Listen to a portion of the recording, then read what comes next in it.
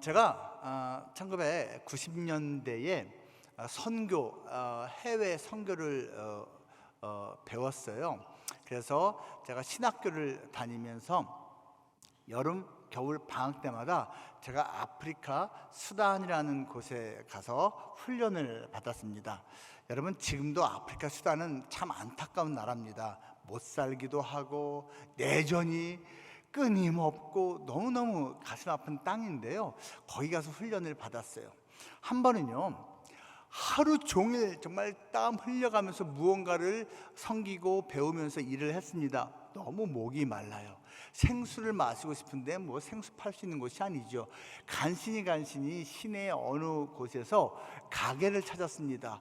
거기에 콜라가 있는 거예요. 그래서 가자마자, 여러분, 거긴 정시설이 충분하지 않기 때문에 시원한 냉장고 콜라가 드물거든요.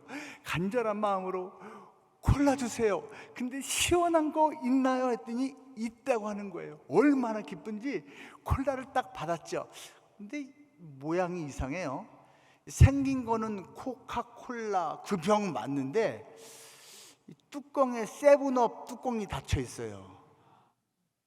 그 내용물이 까매야 되지 않나요? 내용물이 누런색이에요.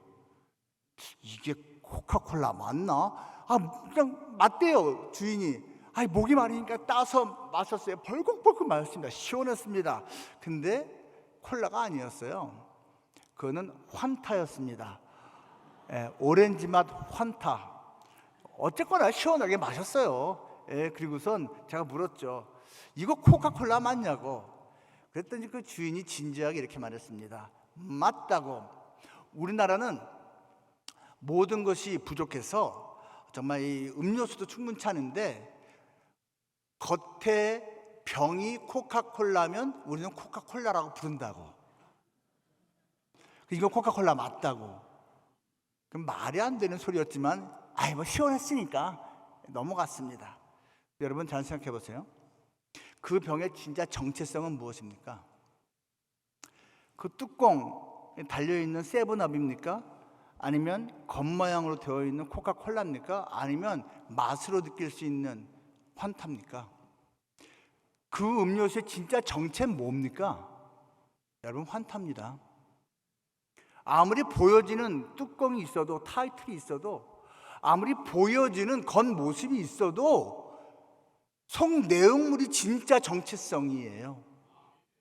여러분의 진짜 정체성은 뭡니까? 크리스찬 맞습니까? 여러분은 정말 장로 집사, 또 권사이십니까? 찬양대원이십니까? 여러분 봉사하는 그 직분자 맞습니까? 겉으로는 다 그거예요. 맞아요. 근데 내용물이 진짜 맞습니까? 내 안에 예수님이 진짜 있습니까? 내 안에 예수님이 있어야지 내가 예수의 사람입니다.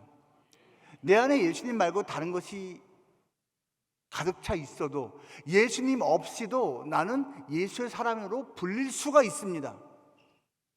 예수님이 내 안에 없어도 이 단에도 설 수가 있고요, 예수님이 이 안에 없어도요 각종 봉사 다 할 수 있습니다. 사람들은 모르죠. 하나님은 아시죠. 자기도 알지만 심지어는 자기도 속을 때가 있어요. 여러분, 나는 어떤 사람입니까? 오늘 삼손이 바로 그 정체성의 혼란을 갖고 있던 사람입니다. 시대는 사사 시대입니다. 여러분, 사사 시대는요 다윗 왕 이전 시대예요. 이 말은 다윗이 BC 약 1000년 전 사람이거든요. 즉 사사 시대는 지금으로부터 3000년도 더 된 오랜 시절의 이야기라는 것입니다. 그 13장 1절에서 이렇게 말합니다. 이스라엘 자손이 다시 야훼의 목전에 악을 행했다. 여기서 여러분, 다시 야훼 하나님의 눈 앞에서 악을 행했다 할 때 이 악이라는 단어는요 히브리어 원어로 하면 그 악입니다. 앞에 정관사 그라는 단어가 붙어 있어요. 이게 무슨 말이죠? 지금 이게 처음 짓는 악이 아니에요. 반복해서 짓는 그 악이 또 재현됐다라는 뜻입니다. 그리고 그 내용이 제일 먼저 어디에 나오냐면 사사기 제2장에 나옵니다. 하나님을 떠나갑니다. 우상을 섬깁니다. 온갖 죄악을 저지릅니다. 상인이 삶 속에서 불의하게 살면서 하나님의 공의를 전혀 실천하지 않는 그 모습이 나타납니다. 그럴 때 하나님께서 하신 방법이 뭐죠? 징계하십니다. 그래서 결국은 고생하다가 회개하지요. 여러분, 사사기를 보면요, 7번 이 이스라엘 사람들이 하나님을 배신합니다. 그리고 7번 다른 민족에 의해서 식민 통치를 받습니다. 예속당합니다. 그때마다 고통스러우니까 하나님을 찾지요. 회개하고 돌아오지요. 그래서 하나님은 7번 구원하십니다. 무려 200년의 세월 동안 계속해서 그렇게 합니다. 이때가 바로 사사시대입니다. 그리고 그 사사시대 때는 사사라고 불리는 종교 지도자 또 정치 지도자가 이끌던 시대입니다. 사사는 재판관, 최종 판결을 하는 그런 권세를 가진 사람을 말합니다. 오늘의 주인공 삼손은요, 전 세계에 모르는 사람이 없을 정도로 유명한 이름입니다. 삼손. 그 사람처럼 엄청나게 힘이 좋다, 튼튼하다. 그래서 여러분, 삼소나이트라는 유명한 가방이 있지요. 여러분, 샘소나이트라는 가방이요, 삼손 이름을 따서 지은 겁니다. 여러분 중에서도 갖고 있는 분이 있을 거예요. 그 사람은요, 오랜 부모님의 기다림 끝에 태어난 사람입니다. 단지파입니다. 그의 아버지는 마노아인데요, 그 부부는 오랜 세월 출산하지 못했습니다. 그런데 어느 날 하나님의 사자, 천사가 찾아옵니다. 그 임신 출산을 약속합니다. 여러분, 이게 되게 희한한 케이스입니다. 여러분, 성경을 보면요, 창세기에 아브라함의 아들 이삭, 그 이삭에게 하나님의 사자가 나타나서 임신, 그 아내 리브가가 임신할 것을 약속을 줍니다. 그리고 출산을 합니다. 그 이후로 이때까지 하나님의 천사가 나타나서 임신 약속을 준 케이스가 없습니다. 정말 오랜 세월 만에 하나님이 손수 천사를 보내서 임신 약속을 해 주신 겁니다. 그런데 그 나타났던 천사의 이름이 같은 13장 본문 18절에 나옵니다. 기묘자라고 스스로 이름을 밝혀줍니다. 기묘자. 어디서 많이 들어보지 않았습니까? 여러분, 이 이름은요, 이사야서 9장 6절에서 장차 오실 메시아 예수 그리스도의 이름이 임마누엘이라고 불릴 거라고 하면서 그때 같이 주어진 이름이 기묘자입니다. 무슨 말이에요? 기묘자라는 이름을 가진 하나님의 천사, 하나님의 사람의 모습을 하고 예수님이 오셔서 약속을 주신 겁니다. 그리고 그 약속대로 정말로 그 출산이 이루어진 것입니다. 그런데 이 삼손은요, 자기 의지와는 상관이 없이 하나님께서 태어나기 전부터 나스린으로 찍으셨습니다. 나스린이 무엇입니까? 민수기 6장에 나와 있어요. 간단하게 말하면요, 하나님을 위해서 구별된 존재입니다. 그리고 구별된 방법의 몇 가지가 주어집니다. 오늘 본문도 나오는데요, 포도주를 비롯한 술을 마시지 못합니다. 심지어는 포도나 건포도도 먹으면 안 돼요. 포도주 비스무리한 게 나오니까 씹으면서. 그리고 부정한 거는 손대면 안 돼요. 먹어도 안 돼요. 부정한 것 중에 최고는 시체입니다. 나스린으로 임명된 사람은 부모님이 돌아가셔도 그 시신에 손을 대면 안 됐습니다. 한 가지 더, 머리카락을 가위로 자르면 안 됐습니다. 삭도를 머리에 대면 안 됐습니다. 이 세 가지는 모두 구별된 것을 상징하는 외적인 표현이었습니다. 이것이 얼마나 중요한지 오늘 본문 사사기 13장에 보면요, 나스린이 이 세 가지를 지켜야 됨을 3번이나 반복해서 말을 합니다. 그만큼 중요하다는 거죠. 근데 여러분, 3번이나 반복한 이유가 또 있습니다. 이 나스린 삼손이 이 3가지를 다 깨게 될 것임을 암시하고 있는 것입니다. 나스린이자 사사인 삼손은 무엇을 따르며 섬기며 살았습니까? 그리고 크리스천이자 교회에서는 각종 직분자 역할을 하고 있는 우리는 무엇을 따르며 섬기며 살아야 합니까? 몇 가지를 한번 살펴보겠습니다. 첫째로, 삼손은 안목의 정욕을 따르며 살았습니다. 눈으로 보기에 좋은 것을 선택하며 살았다는 이야기입니다. 제 14장 보시기 바랍니다. 1절부터 이렇게 말합니다. 삼손이 딥나에 내려가서 거기서 블레셋 사람의 딸들 중에서 한 여자를 보고, 여러분 오늘 스토리 전체에서 반복되는 단어가 보다라는 단어입니다. 꼭 기억하시기 바랍니다. 올라와서 자기 부모에게 말하여이르되 내가 딥나에서 블레셋 사람의 딸들 중에서 한 여자를 보았사오니 이제 그를 맞이하여 내 아내로 삼게 하소서 하매, 그의 부모가 그에게 이르되 네 형제들의 딸들 중에나 내 백성 중에 어찌 여자가 없어서 내가 할례 받지 아니한 블레셋 사람에게 가서 아내를 맞으려 하느냐 하니, 삼손이 그의 아버지에게 이르되 내가 그 여자를 좋아하오니 나를 위하여 그 여자를 데려오소서 하니라. 7절, 그가 내려가서 그 여자와 말하니 그 여자가 삼손의 눈에 들었더라. 삼손은요, 한마디로 말하면 삶의 기준이 뭐냐, 가치관이 뭐냐, 보고 좋은 대로 선택해서 살아가는 사람. 지가 보고 좋으면 끝, 최종 결정. 보고 좋은 대로, 하나님의 말씀이고 부모의 조언이고 다 필요 없어.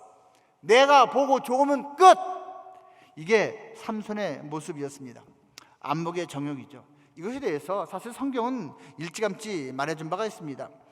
사도 요한이 말을 했는데요, 요한 1서 제2장 15, 16절 말씀 우린 다 기억합니다. 이 세상이나 세상에 있는 것들을 사랑하지 말라. 누구든지 세상을 사랑하면 아버지의 사랑이 그 안에 있지 아니하니, 이는 세상에 있는 모든 것이 육신의 정욕과 안목의 정욕과 이생의 자랑이니 다 아버지께로부터 온 것이 아니요 세상으로부터 온 것이라. 여러분 잘 기억해 보세요. 인류 최초의 죄가 어떻게 시작됐습니까? 보는 것에서 시작됐습니다. 마귀가요, 뱀의 모습으로 하와에게 나타났습니다. 꼬십니다. 결국 그 말을 듣고 하와가 어떻게 합니까? 선악과를 봅니다. 봤더니 보암직도 하고 먹음직도 하고 지혜롭고 할 만큼 탐스럽게 됐습니다. 따서 먹었습니다. 보는 데서 시작이 됐습니다. 노아의 홍수 당시에 하나님의 아들들이 세상의 딸들을 보고 좋아하여 결혼을 했습니다. 아브라함의 조카 롯과 아브라함이 각각 큰 부자가 돼서 이제 좀 떨어져서 살아야 됐습니다. 그때 롯이 먼저 어느 방향을 갈지를 정합니다. 그때 눈을 들어 소돔이 있는 땅을 보고 와 하고 소돔을 결정했습니다. 보고 결정한 거예요. 보고. 다윗 얼마나 위대한 하나님의 사람입니까? 근데 그의 큰 넘어짐을 우리는 알고 있습니다. 어떻게 넘어졌습니까? 그가 보고 자기 부하 장군의 아내를 보고 불러다가 동침을 했습니다. 여러분, 마귀는요 유사 이래로 이 창세기 이후로 지금까지 보게 함으로써 넘어뜨리는 이 전술에 있어서 실패한 적이 한 번도 없습니다. 오직 한 번 딱 사실은 실패했죠. 예수님. 예수님에게도 그 전략을 써먹었어요. 마귀가 예수님 3번 시험할 때요, 한 번 어떻게 했죠? 높은 곳에 데려갔어요. 천하 만국을 다 보여줬어요. 그리고선 시험했습니다.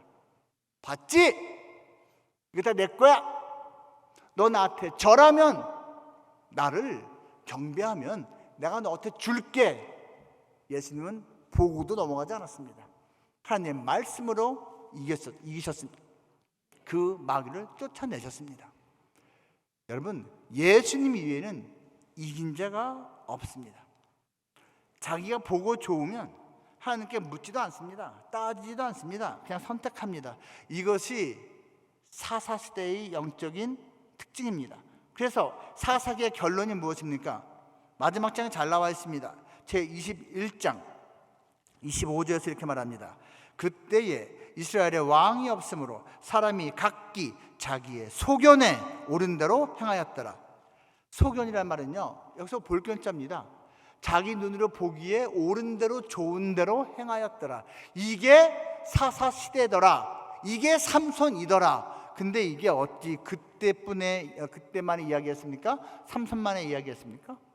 혹시 이 시대의 이야기 아닌가요? 혹시 우리의 이야기 아닌가요? 우리는 내 눈에 보기에 좋은 것이 아니라 하나님 눈에 보기에 좋은 것을 선택해야 됩니다. 그래서 1절에서 말하고 있잖아요. 13장 1절, 이스라엘 자손이 다시 여호와의 목전에 악을 행했다. 눈목자입니다. 여러분, 하나님의 백성은 하나님 눈에 보기에 옳은 것을 행하는 사람들입니다. 쉽지 않죠. 하나님께 물어봐야죠. 하나님의 이끄심을 따라가야죠. 제가 신학을 좀 늦게 했습니다. 저는 결혼하고 애 낳고선 이제 직장 생활을 하다가 신학교에 갔습니다. 제가 이제 직장 생활 만 5년 차쯤 됐을 때 약간의 권태기가 왔습니다. 참 재미있는 걸 했거든요. 저는 LG 애드라고 하는 광고회사에서 일했습니다. 제법 재미있었는데 뭔가 모르게 다른 걸 한번 시도해 볼까? 뭐 그런 생각이 들었어요. 그래서 제가요, 회사 몰래 제가 기자 시험을 봤습니다. 그래서 이제 그 한국경제신문이라는 신문이 있어요. 제가 거기 시험을 봤습니다. 붙어버렸네. 면접 때부터 붙어버렸네. 최종 합격을 해버렸어요. 제가 국제부에 합격을 했습니다. 그래갖고선 출근 날짜까지 받았습니다. 하여튼 몇 주 넉넉하게 받았습니다. 이제는 이제 회사 옮기기만 하면 되는 거예요. 기자 뽀대 나잖아요. 제가요, 우리 부장님한테 가서 살며시 말씀드렸어요. 2차 저차해서 제가 좀 가게 됐습니다.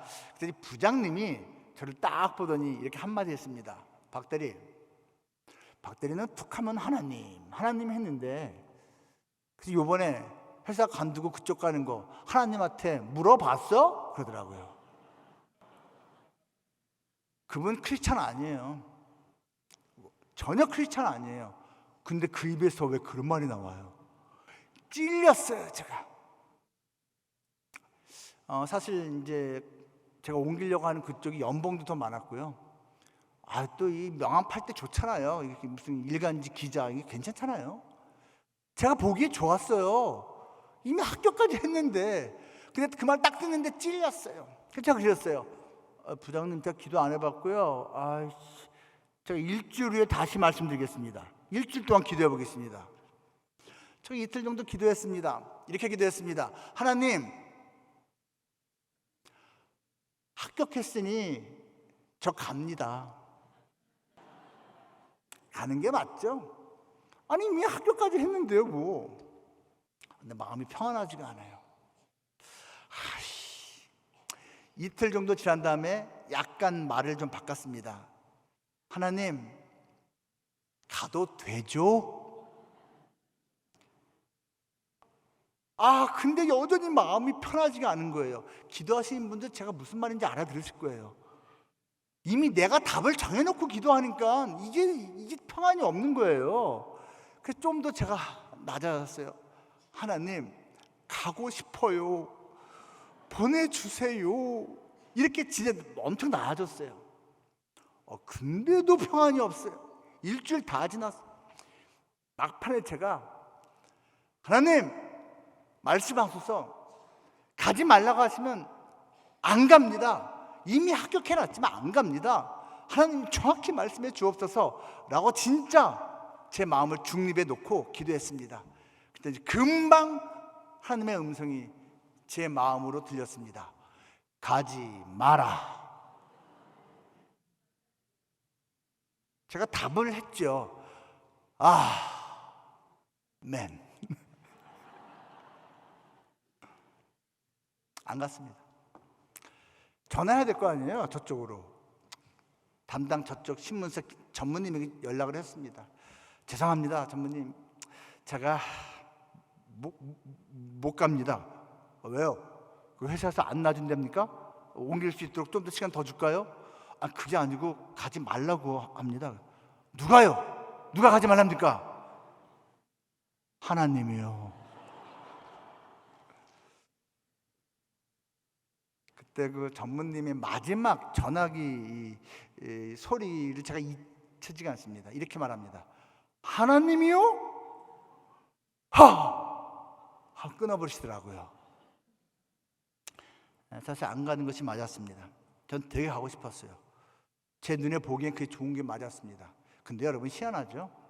제가 그 사건 바로 직후에 소개팅을 했고요. 제 지금의 아내를 만났는데 너무 마음에 드는 거예요. 제가 열심히 졸라서요. 저 처음 만나고 나서요. 6개월 만에 결혼식했습니다. 처음 만난 날로부터 6개월 만에 결혼식하고요. 결혼식하고 나서요. 6개월 있다가 아내의 권면을 받고 제가 신학교로 인생을 틀었습니다. 그리고 사표를 내고 신학교로 갔습니다. 그 일 지나고 나서 그 다음에는 여러분 제가 신학생이 되어 있었습니다. 근데 하나님은 이미 알고 계셨던 거예요. 그때쯤 부를 거 계획하고 계셨던 거예요.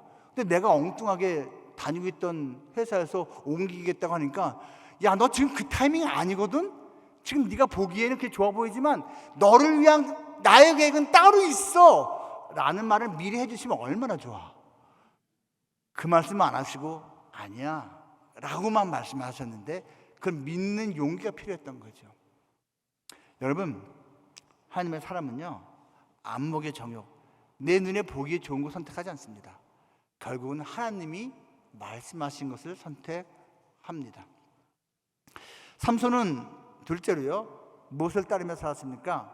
그는 세상의 풍속을 따르며 살았습니다. 14장 10절 말씀입니다. 삼손의 아버지가 여자에게로 내려가매 삼손이 거기서 잔치를 베풀었으니 청년들은 이렇게 행하는 풍속이 있습니다. 드디어 결혼했어요. 우겨 갖고선 결혼잔치 해야 될 거 아닙니까?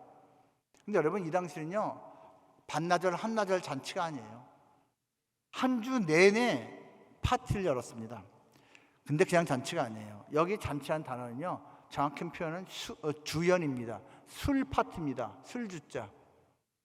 일주일 내내 술 마시면서 그 시대의 풍속을 따랐습니다. 삼손이 다른 하객들은 다 술 마시지만 혼자서 마시지 않았다 이렇게 생각하기 어렵습니다. 여러분 전체 스토리를 봤을 때 삼손은 여기에서 술 마시는 것으로서 나시인으로서의 정체성을 포기를 했습니다. 여러분 저는 지금 단순히 술 마시고 안 마시고를 말하는 게 아니에요. 적어도 삼손은 나시인이기 때문에 그러면 안 됐다라는 것을 말씀을 드리는 것입니다. 여러분 세상 풍속이 아무리 모든 사람이 따라가도요 하나님 말씀하셨을 때 아니면 아닌 겁니다. 로마서 12장 1절과 2절이 이렇게 말을 합니다. 그러므로 형제들아 내가 하나님의 모든 자비하심으로 너희를 권하노니 너희 몸을 하나님이 기뻐하시는 거룩한 산 제물로 드리라. 이는 너희가 드릴 영적 예배니라.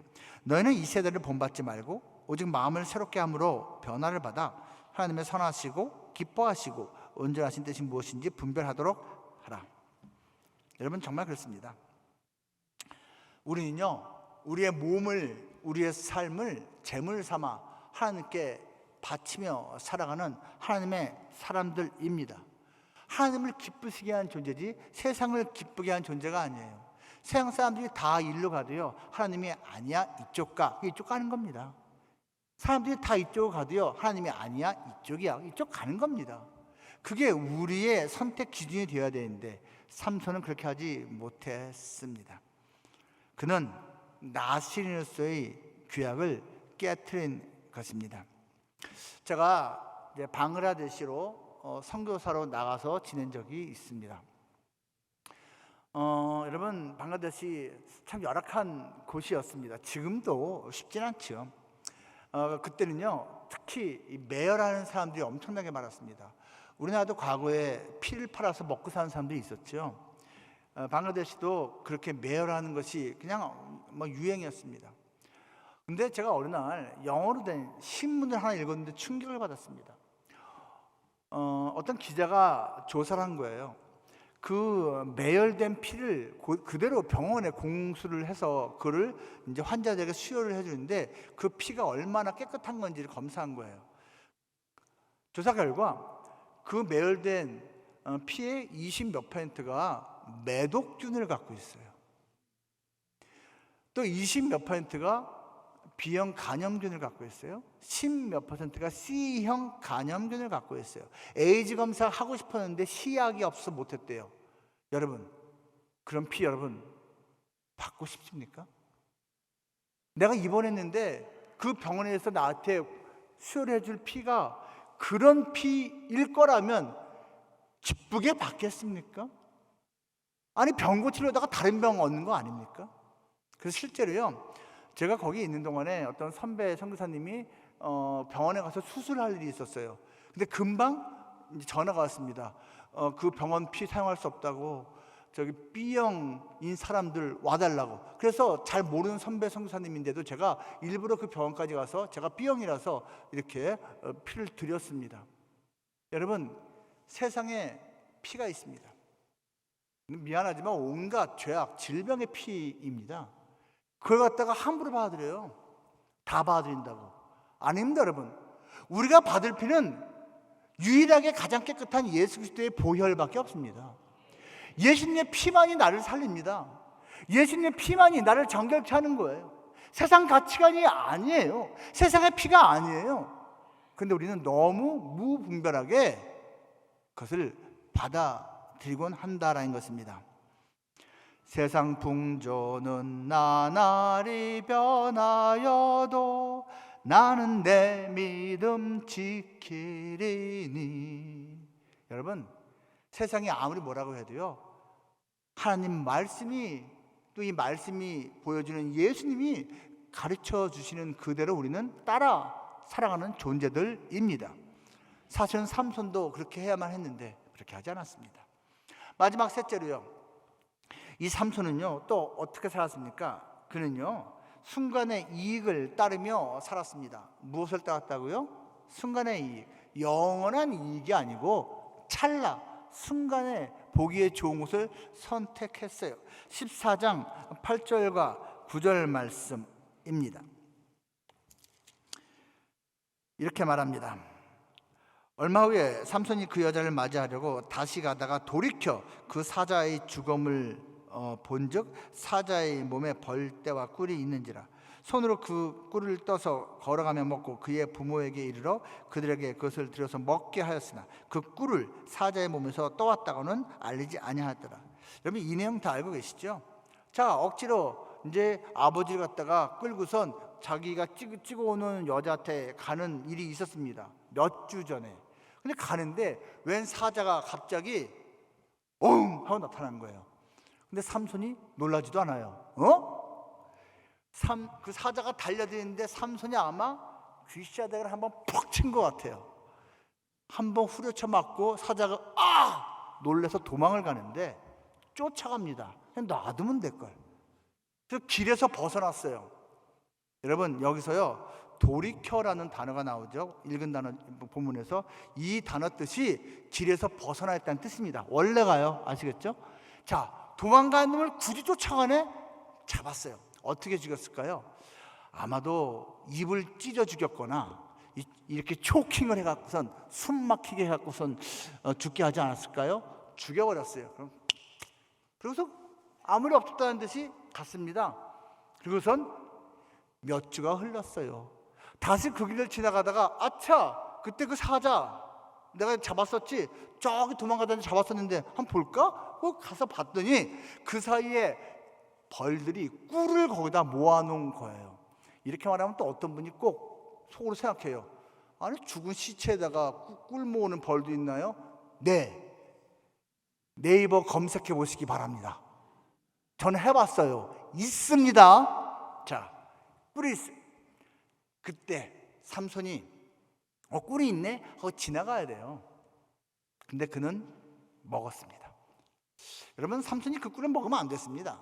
왜 안 되죠? 시체니까. 그 시체에 있는 꿀 아무리 달게 느껴져도 먹으면 안 돼요. 사실은 뭐 자기가 이제 잡은 사자에 고여 있는 꿀이니 자기가 주인인 느낌 날 거 아니에요. 아무리 그래도 안 돼요. 근데 너무 먹고 싶어요. 근데 사방을 샥샥 들려보니까 보는 사람이 없더라. 몰래 먹는 꿀이 더 답니다. 근데 좌우만 살펴봤지 위를 안 봤네.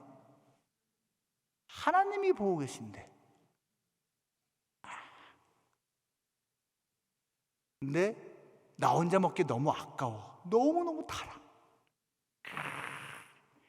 집에까지 가져가요. 그리고 아빠 엄마한테 드립니다. 아빠 엄마가 너무 맛있게 먹어요. 근데 삼손이 어디서 가져왔는지는 말하지 않았더라. 이게 무슨 말이에요?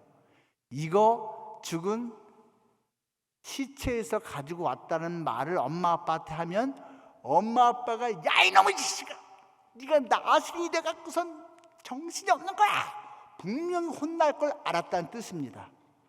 무슨 말이죠? 모르고서 그 짓을 한 것이 아니라 알면서도 그 짓을 했다. 알면서도. 이 삼손이 그렇게 했습니다. 이 꿀을 퍼서 먹을 때도 여러분 본문 보세요. 돌이켜 본즉이라고 써있습니다. 보고서 그렇게 했습니다. 차라리 눈이 나빠서 안 보였으면 그렇게 안 했을 텐데 봤어요. 또 있습니다. 15장 14절 15절 말씀. 삼손이 레이의 이름에 블레셋 사람들이 그에게를 마주 나가며 소리 지를 때 여호와의 영이 삼손에게 갑자기 임하시며 그의 팔 위에 밧줄이 불탄 산과 같이 그의 결박되었던 손에서 떨어진지라. 15절. 삼손이 나귀의 새 턱뼈를 보고 또 봤어요. 손을 내밀어 집어들고 그곳에서 1000명을 죽였다. 그 중간 스토리는 생략합니다. 블레셋 사람하고 붙었어요. 1대1000. 근데 이겼어요. 와, 이건 하나님의 영이 임하니까, 성령이 임하니까 뭐 1대1000. 근데 나귀의 새 턱뼈를 들고 무기 삼아시겠습니다. 여러분,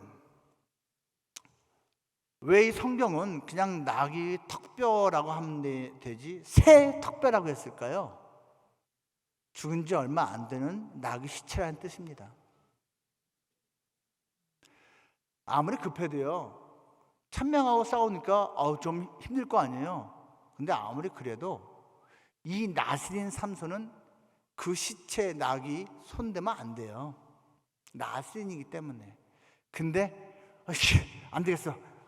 요게 제일 잘 맞네. 내 손에 딱 맞네. 새 턱뼈를 잡았습니다. 아니 그러면 그 1000명이나 되는 적군하고 싸우는데 무기 삼는 게 그게 뭐가 문제입니까? 그리고 이겼으면 된 거 아니에요? 잘 생각해 보세요. 삼손이 1000명을 갖다가 무찔러 죽인 것이 자기 힘으로 한 겁니까? 하나님이 해주신 거예요. 그럼 하나님이 삼손이 맨손으로 싸우면 지고 다른 돌멩이를 쥐고선 싸우면 지게 했을까요? 무기에게 승리 여부가 달린 게 아니에요. 다윗이 무기 좋아서 골리앗 이겼습니까? 아무리 급해도 잡으면 안 된 건 잡지 말아야 되는 거예요. 그냥 돌멩이 하나 잡고 싸워도 이겨요. 하나님이 함께 하시니까. 근데 삼손은 순간의 이익을 선택했습니다. 자, 불안합니다. 뭐가 불안하죠? 나스린 귀약 2개가 깨졌습니다. 술 마시면 안 되는데 마셨죠. 시체 손대면 안 되는데 됐죠. 이제 하나 남은 게 뭐죠? 머리. 이거 하나 남았습니다. 비록 그가 점점 더 나스린 귀약을 깨가며 살았지만 하나님은 끝까지 그에게 힘을 주셨습니다. 완벽하지는 않았지만 그래도 완벽하게 버린 건 아니니까 자기가 하나님을. 우리하고 똑같죠. 근데 이 마지막 머리털마저 그는 포기합니다. 아니 버립니다. 들릴라가 유혹합니다. 그 유혹하는 자 앞에 그는 자기의 비밀을 말하고 그 머리털을 모두 밀리고 맙니다. 마지막 하나 남아있던 그 나신 귀약마저 깨트리게 됩니다. 여러분, 나신 귀약을 다 깨트리며 살았던 이 삼손이 치러야 했던 대가는 매우 컸습니다. 힘을 다 잃었습니다. 하나님이 떠났으니까요. 2 눈이 뽑혔습니다. 노예가 됐습니다. 삼손, 그 이름 뜻은 태양입니다. 광명이죠. 빛입니다. 그런데 그 두 눈이 뽑힘으로 그가 흑암에 갇혔습니다. 근데 여러분, 이 흑암에 갇힌 소경 삼손은요, 사실은 원래 그 이전부터 영적으로 소경이었습니다. 영적으로 소경으로 살던 그가 이젠 진짜 육적인 소경이 된 거예요.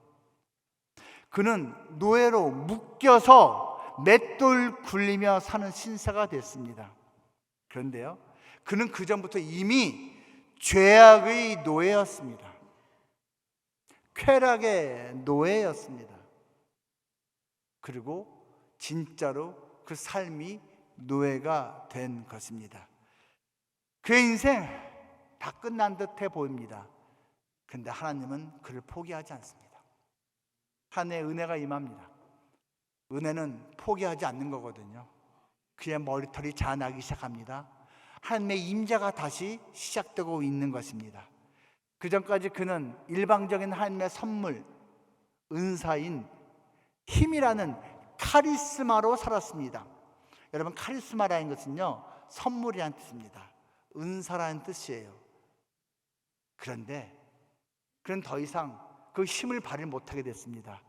그런데 여전히 그에게 하나님의 카리스는 임합니다. 여러분, 카리스 마에서 마자 빼면 카리스예요. 카리스의 뜻은 은혜입니다. 하나님의 은혜로 그의 삶이 회복됩니다.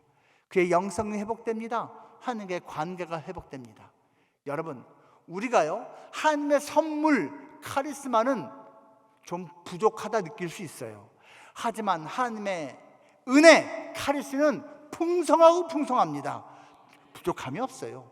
하나님께서 늘 우리에게 베풀어 주시되, 특별히 바닥칠 때, 망했을 때, 죄악 중에 넘어졌을 때, 고통 중에 있을 때, 그 하나님의 카리스가 우리에게 본격적으로 임하기 시작합니다.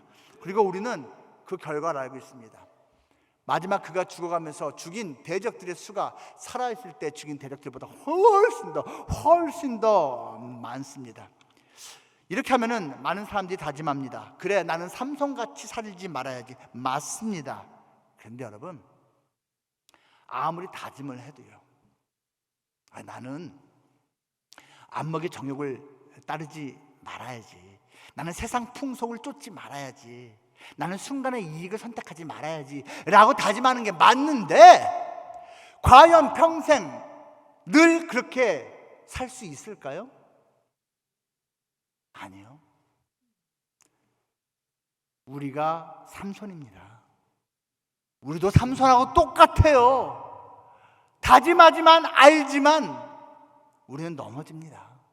깨집니다. 또 실패합니다. 그래서 우리에게 필요한 것이 누구입니까? 예수님입니다. 예수님이 다 이루셨어요. 다 이루신 예수님이 내 안에 있을 때, 예수님이 내 손 잡아주실 때 따라가기만 하면 내가 마치 다 이룬 것처럼 우리는 하나님 앞에 설 수 있는 것입니다.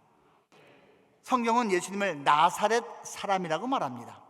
나사렛이라는 단어와 나실인이라는 단어가 여러분 같은 겁니다.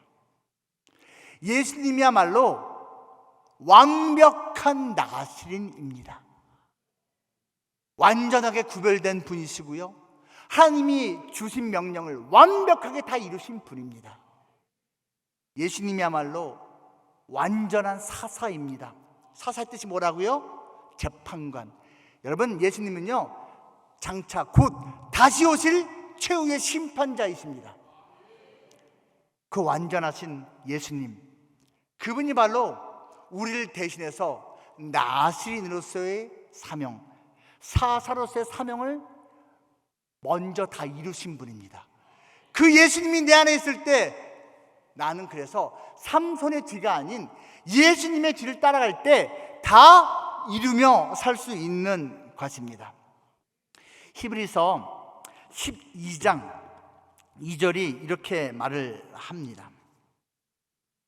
믿음의 주요 또 온전하게 하신 이인 예수를 바라보자. 우리가 바라볼 대상은요, 성경에 나오는 위대한 인물들을 넘어서서 예수입니다. 우리가 궁극적으로 바라볼 분은 예수님이에요. 그 예수가 왜요? 믿음의 주입니다. 그리고 온전하게 만들어 주시는 분입니다. 여기서 이 주라는 단어가요, 헬라어로, 고대 그리스어로 아르케고스라고 합니다. 아르케고스. 이 단어가요, 히브리서에 한 번 더 나와요. 같은 히브리서 2장 10절 이렇게 말합니다. 2장 10절 말씀. 그러므로 만물이 그를 위하고 또한 그로 말미암은 이가 많은 아들들을 이끌어 영광에 들어가게 하시는 일에 그들의 구원의 창시자를 고난을 통하여 온전하게 하심이 합당하도다. 여러분 잘 보세요. 여기서 구원의 창시자 나오고요, 온전하다라는 단어 또 나오죠. 여기서 구원의 창시자라는 단어가 아르케고스예요. 믿음의 주도 믿음의 아르케고스 그 단어고, 구원의 창시자도 구원의 아르케고스 같은 단어예요. 무슨 말이에요? 믿음, 예수님이 주인이고요, 구원, 예수님이 주인입니다. 아르케고스예요. 그리고 이 두 문장에 공통적으로 들어가 있는 단어가 뭐죠? 온전하게 한다.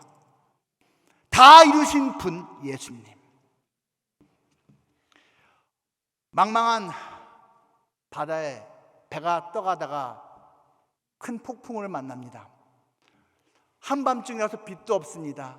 너무나 그 폭풍우가 심해 배가 깨지기 시작합니다.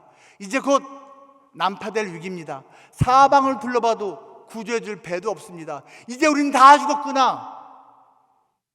삶의 소망을 포기하는 때가 되었습니다. 그때 만안경으로 쫙 멀리 찾아보니까 조그만 불빛 하나가 보입니다. 저기가 육지인가 보다. 저기까지만 가면 되겠다. 근데 저기까지는 도저히 이 배가 갈 수 없다. 수영해서도 못 가겠다. 파도가 너무 높다. 그때 배에 있던 사람들 중에서 수영을 제일 잘하는 한 사람을 뽑습니다. 그 사람 허리에다가 굵은 긴 밧줄을 묶습니다. 그리고 그가 그 죽음의 바다로 뛰어듭니다. 사력을 다해서 헤엄을 칩니다. 얼마를 헤엄을 했을까요? 도달을 했습니다. 육지였습니다. 도달하자마자 그 밧줄을 튼튼한 바위에다가 묶습니다. 그리고 오라고. 자, 이 밧줄이 팽팽해진 것을 느낀 저 가라앉고 있는 배에 남은 사람들이 뛰어듭니다. 수영 못하는 사람조차도 지금 이 구원의 밧줄을 잡고 빨리 따라가면 살아날 수 있습니다. 여러분, 죽음의 바다를 구원의 밧줄을 묶고 제일 먼저 넘어가서 튼튼하게 그 밧줄을 묶고 일로 오라고 하는 그 역할 맡은 사람을 아르케고스라고 합니다. 예수님이 그 아르케고스예요. 그 예수님을 따라서 구원의 밧줄을 잡고 가는 자 많이 살아납니다.